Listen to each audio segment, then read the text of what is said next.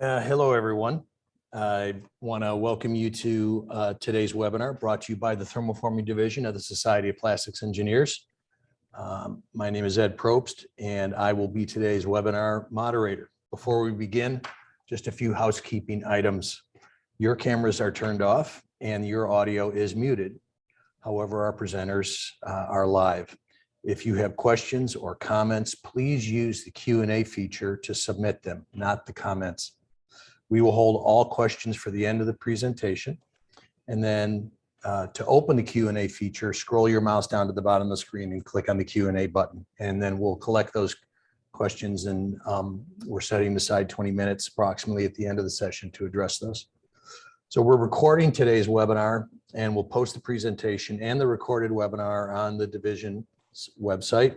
You also receive an email with a link to the recording. So we're really excited to have Darrell Stafford with us today to discuss the benefits of additive manufacturing tooling. Darrell's a mechanical engineer with over 30 years of experience, primarily at Honda of America Manufacturing. And over the course of his career with Honda, Darrell's worked in the auto assembly and equipment development before ultimately wrapping up his last 5 years with the company, serving as Honda North America lead for additive manufacturing across all Honda business teams, including styling, development, manufacturing, tooling, and end-of-life parts. Let's give a big welcome to Darrell Stafford. Darrell, take it away. Hey, thank you, Ed. Good morning, good afternoon, everybody, and thanks for taking time out of your busy day. My name is Darrell Stafford with Catalysis Additive Tooling, and we're pleased to support the SPE Thermoforming webinar series, the benefits of additive manufactured tooling. So for today's agenda, there's just these 7 items I want to review. First one's Catalysis company background. So trying to not be sales-ish, but I want to give you guys a little bit of background of our capabilities with tooling and 3D printing, how to save cost and time with the 3D printed tool. What is a Catalysis tool? Explain what our tool is, 3D printing technology and how we apply it. What's our deliverables? What tooling modifications can be done to a Catalysis tool, and then some of the other tooling applications we're working on. And like anything, nothing is perfect. There's improvement opportunities that we're always working towards improving our tooling. So this first slide is kind of explains, we started the company in 2015, Rick, Shipko, myself. We've got a lot of experience at large automotive OEM. So I have about 15 years in tooling design, and then the last 5 years I was in charge of research and development for additive manufacturing across all the business teams at Honda. So very lucky opportunity position to be in. And then I retired, Rick and myself, we started this company. Rick has about 30 years in purchasing division. So we truly believe we can make some changes, revolutionize some changes in the thermoforming industry. Here's just an example. We've made over 400 tools since 2015. I think these are 6 of them here, some larger, smaller ones. A lot of thermoforming tools. We've also done other composite part manufacturing, foam part manufacturing, metal, plastic, binder jet 3D printed tools. So a lot of experience in that area. So how do you save cost and time with a 3D printed tool? This here shows a traditional machining operation, taking like a billet of aluminum and machining that. So you see that chart there, the third one over, there's CAD tool design. That has to happen whether it's a 3D printed tool or a traditional tool. You need to spend that time and money. Then you get into machining, programming, and then finally this gray is the actual machining. And then there's some post-processing assembly. Let's just say that's a $30,000 tool, so a fairly large thermoforming tool. This chart here shows Catalysis, a 3D printed tool. You only print what you want. So you're not taking a big billet and machining it away. You're printing what you want. So you still have the same amount of tooling design as you would a traditional tool, but where you save a lot of time is in the printing. We'll print very large print volumes in 18 hours. So time is money, that reduces that. We still have some assembly time and then post-process the tool, but typically our target is always half the cost and half the time of our traditional, when we're comparing metal, traditional tool. A lot of you are familiar with this typical Wren tool. So, it's layers of wood glued together and machined. The tool is not isotropic, not uniform in strength. So in the Z, because it's bonded with a glue or adhesive, it will eventually delaminate. And everybody knows that if you're running ABS, it may last hundreds of parts. If you're running HDPE, you may only get 8 or 10 parts, real thick HDPE. So it's always case by case, but it's a very good technology. It will delaminate, and you can get, depending what you're running, you can get quite a few parts. Our tool over here on the right, it's binder jet 3D printing, so it's not plastic. And maybe a lot of you are familiar with FDM, SLA type plastic 3D printing. This is what they call binder jet. It's just another 3D printing technology. And our tool is fully isotropic, uniform strength in X, Y, and Z direction. So it will not delaminate because it's the same strength in X, Y, and Z. And we print in net shape, so we don't do any post-process machining. And then we're capable of thousands of parts, which I'll show you some examples. This shows we're just another tool in the toolbox. We're not going to replace aluminum tools. We're not going to replace Wren or wood. We're just another tool in the toolbox. So on the left axis, the vertical, that's part quantity. So at the bottom is 0. You go up to 10,000 plus, eventually get into injection molding territory in volumes, but higher volumes as you go up. On the right horizontal axis is part size and complexity. So as your part gets bigger and more complex, that's where our 3D printing makes sense. If it's a small, simple shape, that's something you could throw in your own CNC and machine it out of wood or Wren and pull those parts the next day. So we're not going to replace that. But for aluminum tools, since they're expensive and take long delivery time, that's where we fit in, is in that orange area. So it's just a good option. We're not, like I said, we're not going to replace that, but it's a good option for tooling.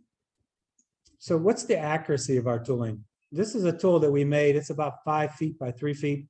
It's for an appliance OEM. The first thing they did, and we've done this with our tooling, but we got validation from our customer. They Creaform scanned it. It's a very high resolution scanner. You can see the color comparison there. So we print, our print accuracy is plus or minus 12 thousandths of an inch. And we print that, our build volume is 70 inches by 39 by 27. So a very large build volume. We print that in 18 hours. So it's a very fast printing process. That's one of the reasons we like that over the plastic 3D printing, because of the print speed. So we combine that with our proprietary coding and our design. We have very high accuracy, very strong tool. And over here on the right, it shows how strong is the tool. This is, we've got a lot of engineering data. This one seems to make sense. This is a truck running over a tool. So like I said, we have a proprietary coating, which makes it very strong. And with our design, we can withstand the 15, 20 tons of thermoforming forces that are on these large tools. So temperature control is always a good question. And how do we control temperature in our tool? Our tool doesn't require cooling. So it's a binder jet 3D print. 3D print is basically silica sand, and it's 100% porous. So that means that when we do air blow or demolding, we're blowing air to demold the part, but also you can use that to cool the tool. And then the underside of our tool, we take advantage of 3D printing because we can print anything. And we take advantage of that to help with our thermal management and tool strength. And this kind of shows just a summary of everything I talked about here. So I won't go over everything, but we don't have vacuum holes or 100% porous. So what that means on the quality side of the final part, it's better material distribution. So you're pulling over 100% of the area of the part, not just every inch where you have the vacuum holes. So you have better material distribution. And that's a big deal for thermoforming because you get the thinning as you go deep. Our tool surface finish is 100 RA, and that's kind of like a light sandblast finish. The tool hardness and strength, so it's 85 D scale, maybe 35 C scale. So if you look at it, it looks like a piece of rock. It's very strong. And then that's needed for the forces that's involved with thermoforming. I talked about delamination. We don't have that issue. We don't have cooling. But probably one of the biggest things that that customers see as an advantage is we can turn our tools around in 1 to 2 weeks, and faster than that if it's expedited. That's our typical turnaround time. So that's obviously very important because time is money, and the old adage, you can't buy time, is very true. Also scalable. There's a project I'll go over here. We did 18 large tools. The average size is about 77 by 56. We designed the 18 tools, manufactured 18 tools in 3 weeks. And we're not a huge company like some of the other tooling companies out there. That was a big project for us, but that was a lot of tools in 3 weeks turnaround time. And then a question people always ask is, what's your tool life? So to date, we have 4,500 parts from our customer testimonial. That's how many parts they've made. And the tool is showing no degradation. I can tell you we designed this whole coating package to be much more than that, but that's actual data we have from a customer. So a little bit of our know-how and what's our deliverables. On the top left there is if you came to us with a 3D printed part, just the part in step file, solid data, we do complete tool design, manufacturing of the complete tool, ready to install into your machine. And you know, we're catalysis additive tooling, so we do a lot of additive manufacturing, 3D printing. But you see that little green circle there, probably the least complicated thing we do is 3D printing. And 3D printing has been around 35, 40 years. So that's a very known technology for us. Everything else we do to develop that tool is a lot of the deliverables that we bring our customers, from the engineering to development, understanding the manufacturing process. That's very important. If you don't understand the manufacturing process, it's difficult to design a tool. You can print a tool, anybody can print a tool, but the actual tool to withstand the process is very important to understand that. And then in that large blue, that's our proprietary coating package, which gives the binder jet print strength and thermal characteristics. And then just a whole, the other low cost customer service is very important because you know, we've been doing this for 5 years and we always say we've never failed.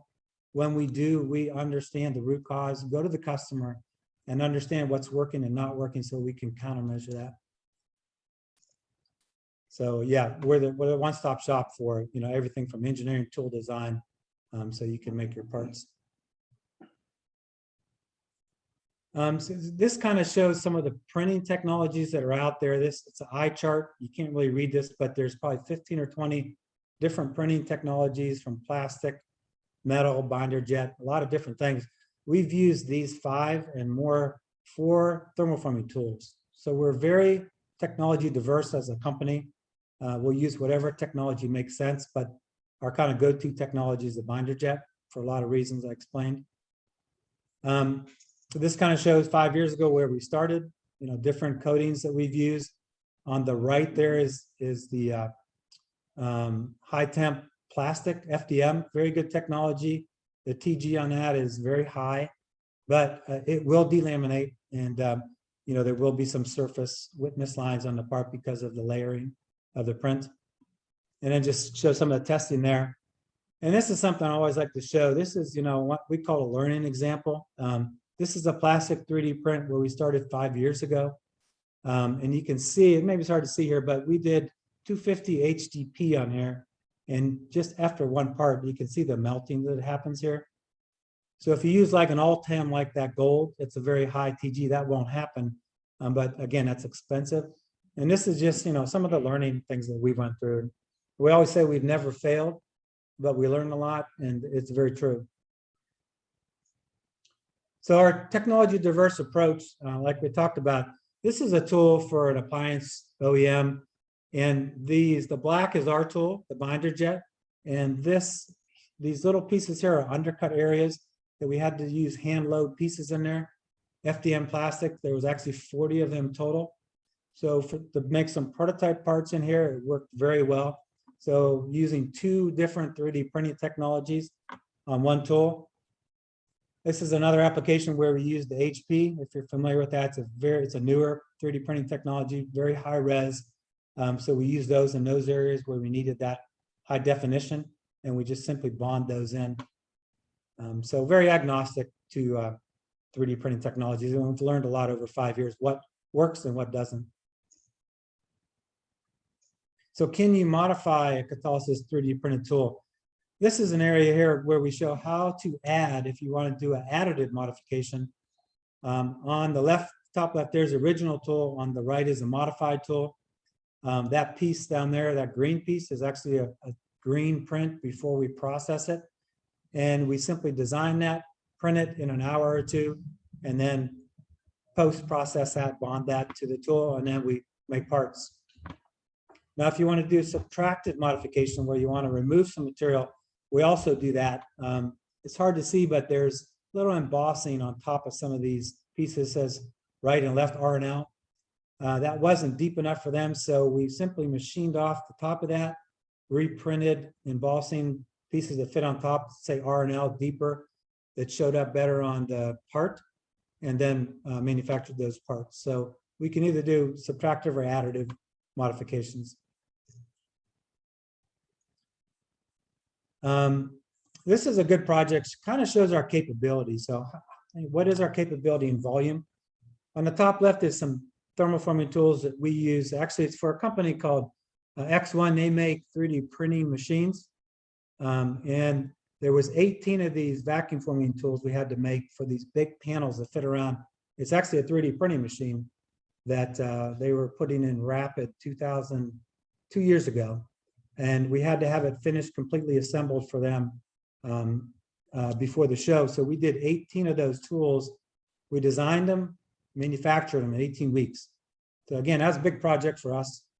Sorry, in 3 weeks, 18 tools in 3 weeks. So that was a big project for us, being a smaller company.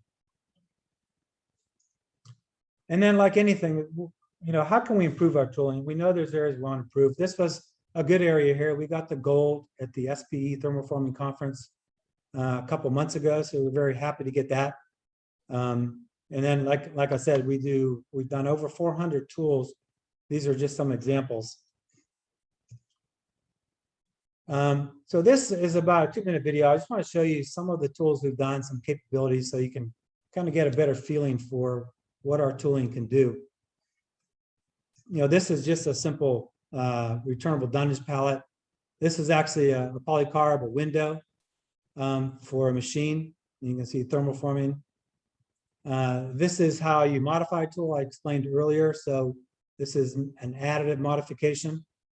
So we print that, simply design it, print it, post-process it, and bond it onto the tool.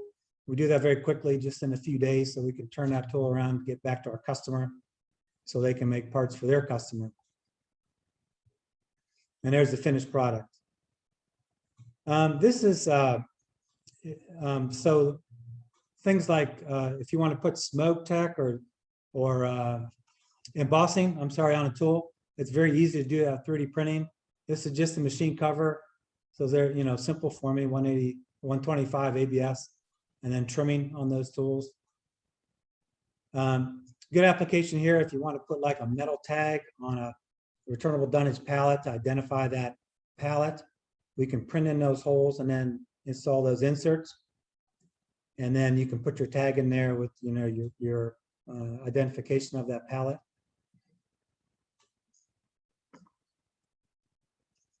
And just some examples of different kinds of tools. You guys know there's a lot of different types of tools and sizes, but different bases. Everybody has a different base design. This is the vacuum forming tool, which we talked about, 12 by 24. You know, fairly simple part, but we do that, and we talked a lot about that. But what customers need is a trim tool. So we do CNC trim tools like that with the O-rings, and then also check fixtures. So we deliver that as one-stop shop to a customer at one time, and very quickly, 1 to 2 weeks. They'll have all those components to make their parts. This is an interesting application. It's a 1/2-inch thick PET G, very thick material. The material sat on that tool for probably 4 minutes while it's forming. A pressure box, but a good application there. Shows the tool strength, the thermal characteristics. This is a cover.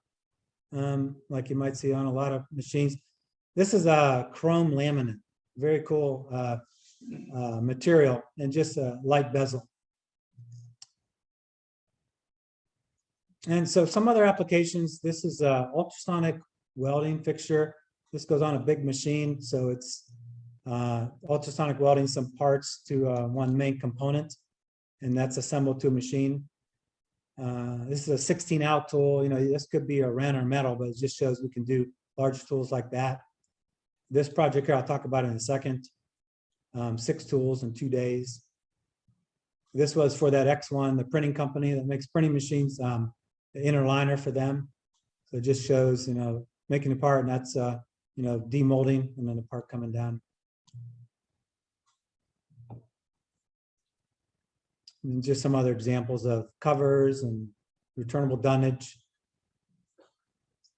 And this is a little bit of fun. That's actually, that axe is a binder jet with our proprietary coating. Just kind of shows the strength, chopping wood with that. So yeah. So just a couple of things from testimonials from our customers. This really is where we really appreciate when customers give us this kind of feedback. And I think I have 3 of them here. This first one's from Ron Court, the president and COO of Sekasui Codex. So they have a Codex, their apps team. They had a project where they needed 6 tools in 4 days. And Ron's saying we turned to one partner that could give us the quality and quick response required, Catalysis additive tooling. And they delivered more than we imagined. Within 48 hours, we did 6 tools for them. So that really helped them keep on schedule for this airline seat. Another one from Troy at Indiana Fab. This was a tool we modified, I talked about earlier.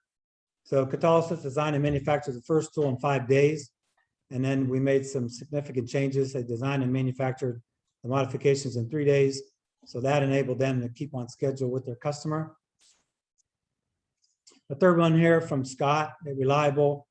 Using 3D printed tooling, we got the Catalysis additive tooling without causing any customer downtime. Great company to team with for your 3D printed tooling needs. So we really appreciate that from our customers, and it kind of validates what we're doing. So what's some of the other opportunities for 3D printed tooling? We talked about, you know, the forming tools, of course, but then the CNC trim tools, different styles here. This shows the O-rings where you'd vacuum, you know, in the O-ring area. This one here shows, you know, the little vacuum cups that you have. So, and there's other ways to do CNC trim tools. So we do that, a lot of different options, whatever the customer requires.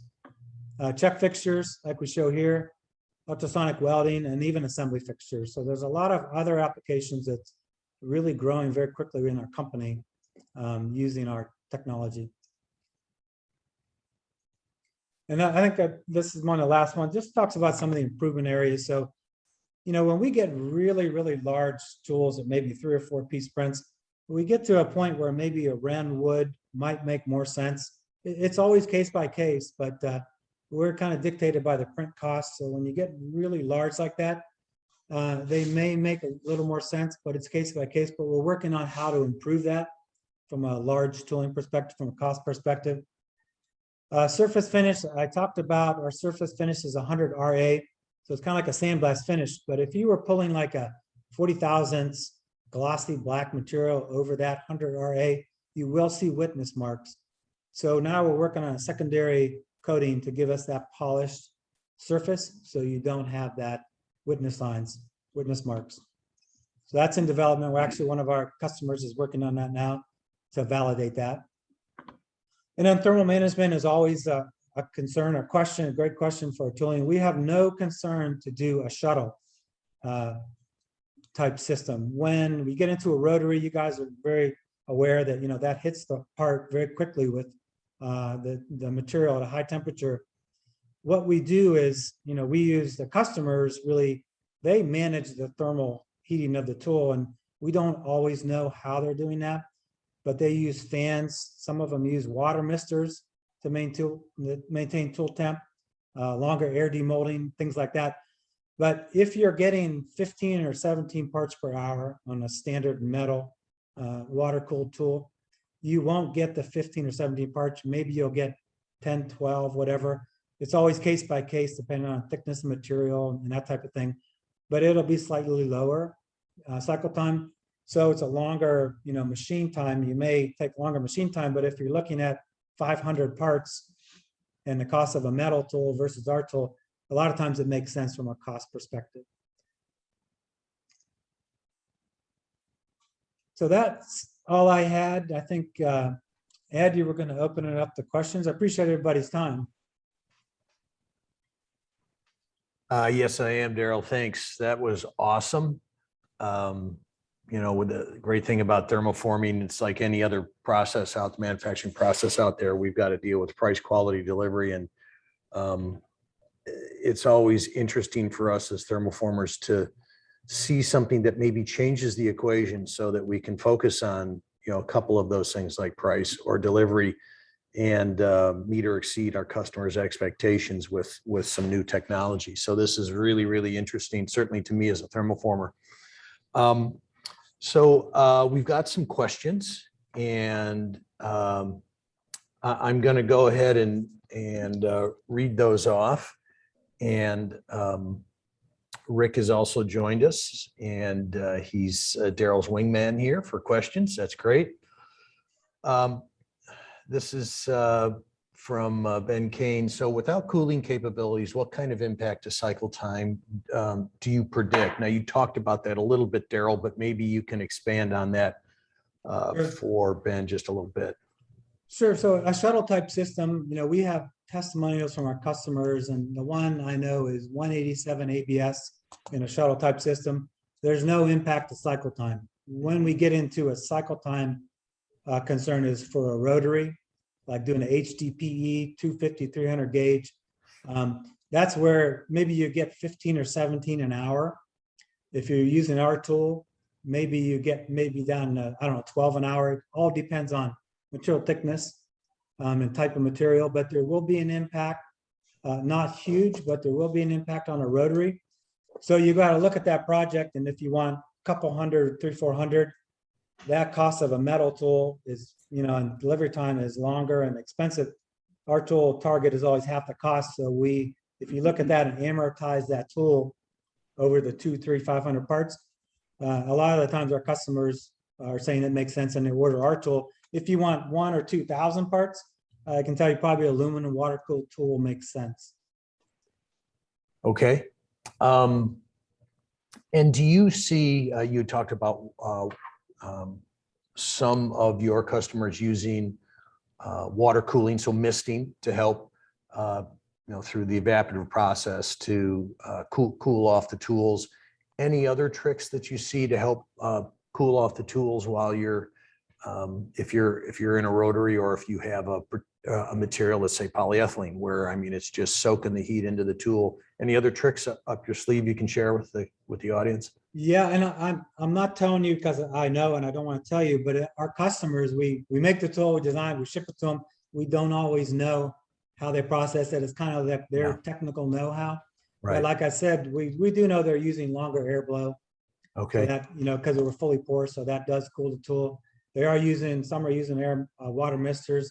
The fans, everybody uses them anyways. Yep. That also helps cool it. So we don't always know exactly how they're thermally managing the tool, but they're pretty good at that. Okay, great. Thanks for the detailed answer. Our next question is from Cody Brewer, and his question is: have you ever produced a tool that was used to pressure form? And Cody, thanks for asking this, because that was one of my questions as Darrell was going through the presentation. A lot of my experiences in pressure forming, also twin sheet forming, and I think Cody's question is, in pressure forming, where we lock the platens up and we put pressure in between or against the sheet. So now that tool is not seeing vacuum pressure, let's say 14.5 PSI atmospheric. Now it's maybe seeing 60, 80, 100 PSI. What do you, have you done any applications where the tools have been subject to that pressure? Yeah, both of those, pressure forming and twin sheet, we're working now with the customer developmentally to make some tools and confirm our validation. But we've done some composite part manufacturing with 4-bar So that's about 75 PSI, 4 bar as a back pressure. It's very similar to pressure forming, but it was composite part manufacturing, but with the same tool design, same coating package, and no failure. So we don't see any concern. You know, we've went down a road of just simple thermoforming tools, and now we're going down that road of twin sheet and pressure forming with some of our customers.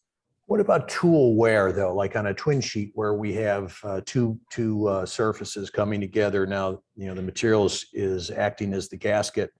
Do you see tool wear? Do you see tool wear at all on the twin sheet? Or good question. Yeah, good question. I mean, what we're doing right now, I'll tell you, is in that area we're contacting, we're looking at putting in, bonding in some metal pieces to take that wear up. Sure. I honestly don't know if we'd have a problem with our tool because we are very hard, but I think we're probably going to put some metal inserts in there just to take up that wear. Awesome. Great. Next question, Brooks Thomas, do your 3D printed tools have A-side witness marks? So I'm not sure, Brooks, on that, you know, A-side, B-side, and maybe that addresses something I was thinking when you said earlier, and I'm just checking my notes here for a second. So 100 RA, so a light sandblast, and maybe this is what Brooks is referring to, but do you require any post finishing to get that 100 RA, or no, that's when it comes out of the, when you're done adding your top coat, it's 100 RA? Yeah, we come out with a green print, we call it, of the binder, just about 300 RA. And then we post-process that to about 100. And like I was saying, if you're pulling a 40 thousandths glossy black over that 100 RA, yeah, even not on tool side, on the other side, you will see witness lines. So that's why we're in the process of developing a secondary coating that gives us that polished finish that then we can do female tools, and we can do if the A side's contacting the tool. Yeah. So that's kind of where we're at with that now. And we're working with a customer right now to validate some of the initial testing we did. Okay. Thanks for the question, Brooks. Sarah Schott, let's see, it says, she says, Darren Love shared a big mold Friday on LinkedIn and showed how you can build a tool outside of the build box. Very impressed. Can you share how that's done? Totally your option, Darrell. Yeah, I'm not outside the build box. Oh, maybe, so our Well, I build think box, it's Darrell, they're talking about Go ahead, two-piece print. Darren has those big mold Friday posts. yeah. So we've made tools. I think the largest one we made is 103 inches. So we can only print to 70. So we mechanically and chemically bond those tools, and by design to give it the strength, we'll bond those tools together to get a larger print size in the 70 inches. If that makes sense. This. Yeah, I love this. I think the other thing to add to that, Darrell, is we do some creative things, like you mentioned on the backside of the tool with 3D printing, that we can creatively, mechanically attach those tools together. Yep, true. I just would say, Darrell and Rick, welcome to thermoforming, where our sweet spot's bigger is better. And so anytime you can expand your the extents that you can manufacture tools at, I think you're going to find opportunities in thermoforming. Yeah. Thanks for the question, Sarah. Next question is from Mike Thornton. Can copper cooling lines be incorporated into your printing? And this is a good question, right? If you've got to slow the machine down to try and keep the tool temperature down, what about adding? It's 3D printing. Can you add cooling lines? Whether it's a spot for copper lines to get inserted, or can you well, no, you can't, because right, the same reason you can pull a vacuum so easily, right? So it's porous, but what about that question that Mike's asking? Can you leave a space for copper line? Yeah, good question. We actually have made foam part manufacturing tooling to make the foam seating. So what we did on that, they needed to maintain 150 plus or minus 10 degrees F tool temp for this foam to start cross-linking, maintain tool temp of 150 degrees. we put in the backside of the tool copper lines and then ran a heatilator through that to maintain tool temp. So we haven't done that with thermoforming tools because it just adds cost, time, and money. We Sure. don't want to do it if you don't need to. So our direction is not to add that and try to manage that with some of the ways we talked about and the porosity of our tool. But it's very possible, but you're right, Ed, we can't print it in the tool like you can in metal tools, for example. Yeah. You can do conformal cooling because we're porous. Right. But I think riffing just a little bit on Mike's question, which is, let's talk for a second about thermal conductivity. And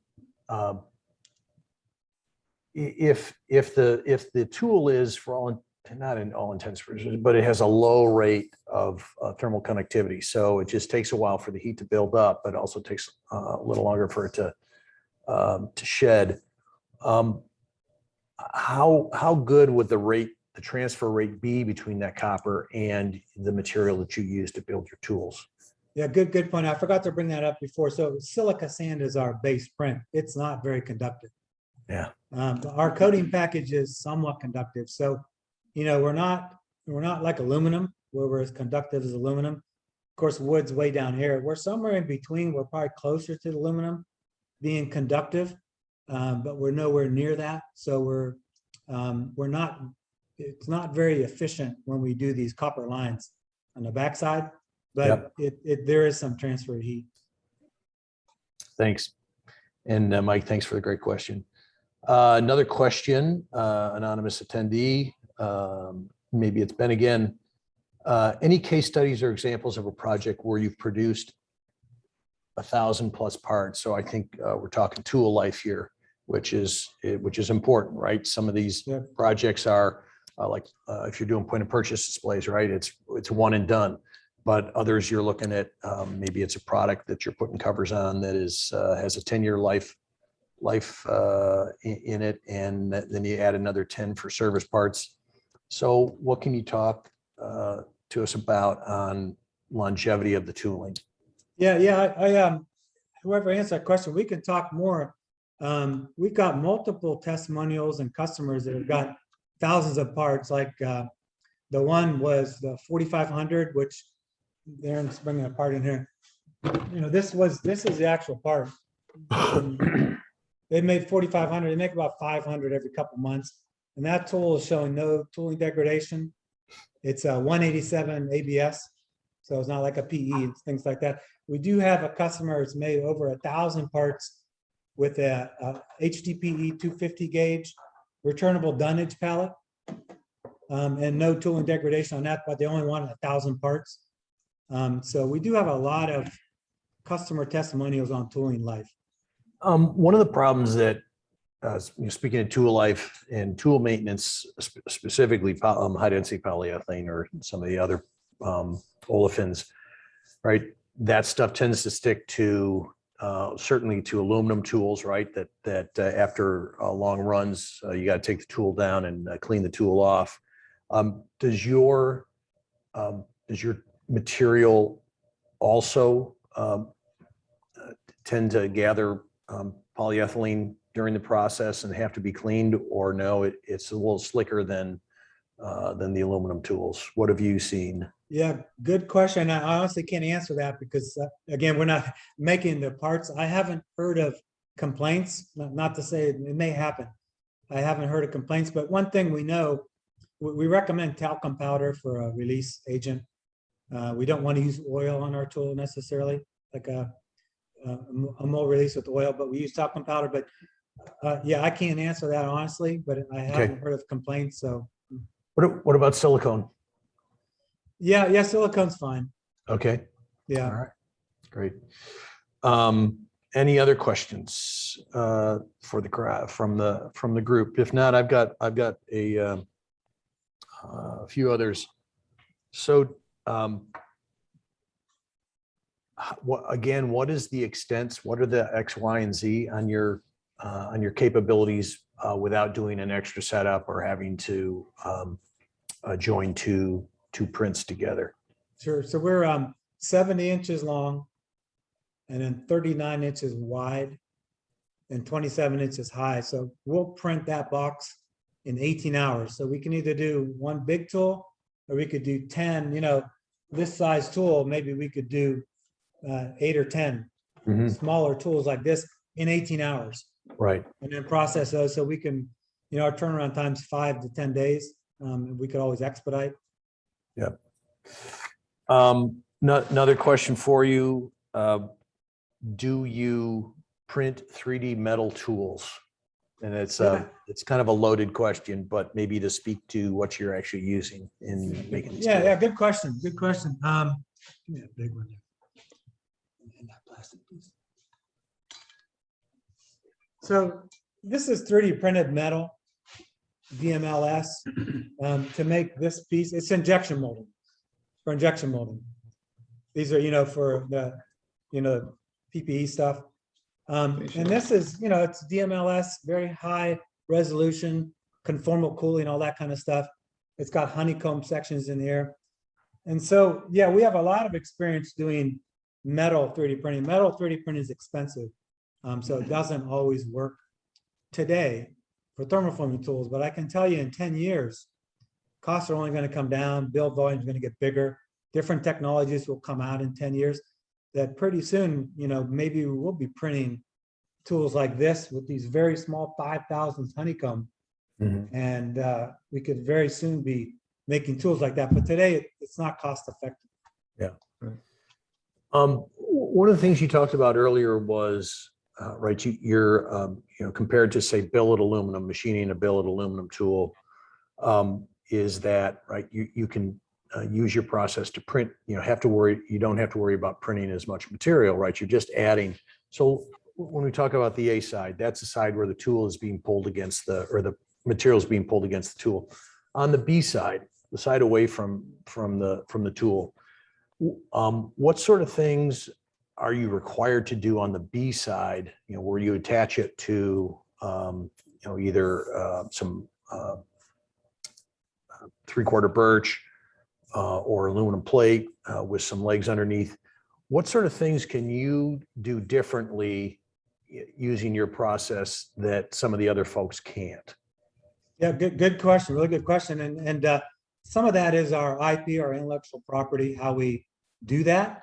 But I can tell you, if you saw the backside of our tool, it's impossible to machine what we print because, and we're not, 3D printing, you can print anything. So we take advantage of that. And we have some unique designs on the backside to manage the thermal properties, to give us the strength, and to mount it to a board or base or whatever we're mounting it to. We do some really unique things because we're using 3D printing and the capabilities of 3D printing that you can't use traditional machining. Right. Great. And Darrell, to kind of elaborate, it's not just a block. There's some, like you said, some really creative things that we do on the backside, and as well as the different styles of bases that we build. A good point, Rick. That one tool, we kind of did some creative things with the vacuum pathways. A lot of different neat things that we do with the bases and also the mounting of how it mounts to the equipment. Yeah, when you look at the base, I mean, almost all thermoformers, they have different standards for their bases. Either wood or aluminum, seat channel, I-beam, boxes. So we will design with the customer whatever kind of a base they want, whatever kind of a hookup for the vacuum. So all they have to do is put it in their machine.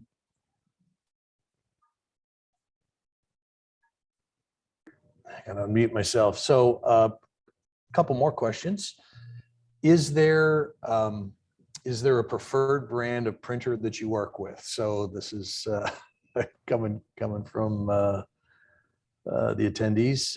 Would you like to answer that?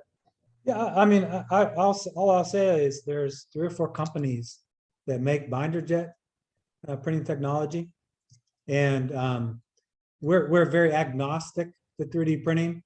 We're very technology diverse. So yeah, there's it's kind of like saying what's the best FDM printer or SLA printer. It's hard to answer that question, but there's multiple people that make binder jet 3D printing machines. Yeah. And Darrell, also, we have some 3D printers in house that we have. one of the things we've also done is develop some strategic partners that we utilize. So in one of the slides we showed we're technology diverse. So we have a lot of different printing options that we utilize. Yeah, one of the things I think, Rick, we talked about the importance of our strategic partners. And we have strategic partners in our printing area. We have strategic partners in our thermoforming partners and companies we've worked with over 5 years, understanding the process. That's where, honestly, it's a very large team that we've developed this with. It's not just us. It's our 3D printing partner that we partner with to develop this. It's our thermoforming companies that we've been working for 5 years developing this. And finally, we have a product now that's very robust. And I think also, Darrell, with our background, specifically yours with at Honda and tooling engineering, and we have a advisory board where we're learning thermoforming, continuing to learn. So we pull that all that knowledge that allows us to develop a good solution. So that question was from Todd Howland. Thanks for the question, Todd. Another anonymous question: does your 3D printed mold require any change to the typical 2 to 3 degrees of draft? Now, this is a question that's sort of near and dear to my heart because I do spend a lot of time with clients talking about how to design for thermoforming. So typical 2 to 3 you might use for ABS or another styrenic, an acrylic in a female or a negative tool. On the sidewalls, you can get away with 2 to 3. You start to get into some of the olefins over positive or male tools, right? Especially as they get bigger, you're going to need more draft than that. But as you've been learning our business and learning the design requirements for our process, do you think that your tooling offers opportunities to change some of our design requirements, like draft? I wish I could say yes. We have to follow the same design principles of the thermoforming operation because you still need draft, you still have shrink, undercutting is still an issue. It's not really any different. You still have to follow the same design guidelines you would for a metal tool or a Ren tool. Yep. Yeah. All right. Well, we can hope, I guess. We can hope, but that's great. The thing is, we can make a tool. We can print anything, but you won't be able to demold it. There's a lot of things we can do. Yeah, right. As all of us have found out, we can make, we can put zero degree draft tools on our machine all day long. It's easy to getting the part off that makes it real exciting at the end. Yeah, well, great. Well, I'm out of questions, and so if there's no other questions from our attendees, both Darrell and Rick, thank you so much for presenting this new tooling process to the SPE Thermoforming Division and the attendees here, and it's appreciated. And be sure and check back in with us if there's something new going on. We definitely want to share it with the industry.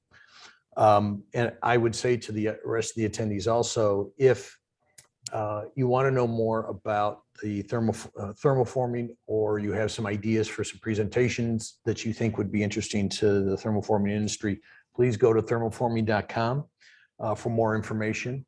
And you can also contact the Thermoforming Division through that website. Again, that's thermoforming.com.